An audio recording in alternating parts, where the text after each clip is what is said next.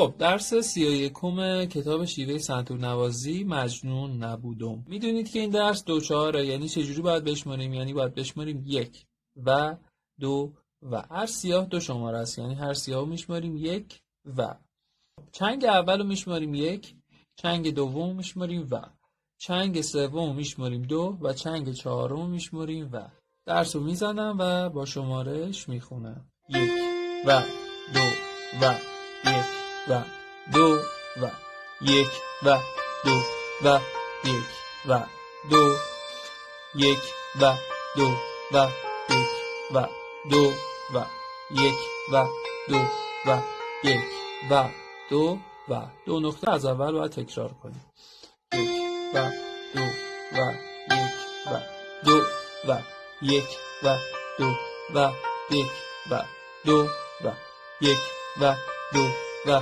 1 و 2 و 1 و 2 و 1 و 2. قسمت دوم 1 و 2 و 1 و 2 و 1 و 2 و 1 و 2 و 1 و 2 و 1 و 2 و 1 و 2 و 1 و 2 و 1 و 2 و قسمت دوم هم 2 نقطه داره و باید تکرارش کنیم. خب حالا بریم سراغ نوت ها. از اول یه بار دیگه درس رو میزنم و این دفعه نوت ها رو همراه باهاش میخونم. فا سول سول سول سول ره دو دو سی دو سی دو ره دو دو ره سی دو لا سی دو سی سی دو لا لا سی سول. تکرار.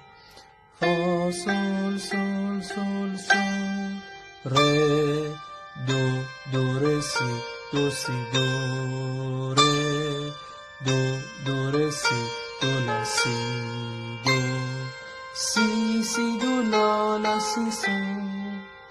خب قسمت دوم سول ره دو سی دو سی سول ره دو سی دو سی سول ره دو سی دو سی سو سو سی دو سی سو سو.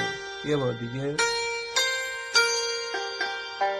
سول دو سی لا سی لا سی.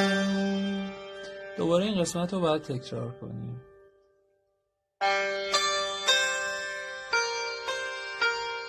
سول ره دو سی دو سی سول ره دو سی دو سی سو سو سول دو سی لا سی لا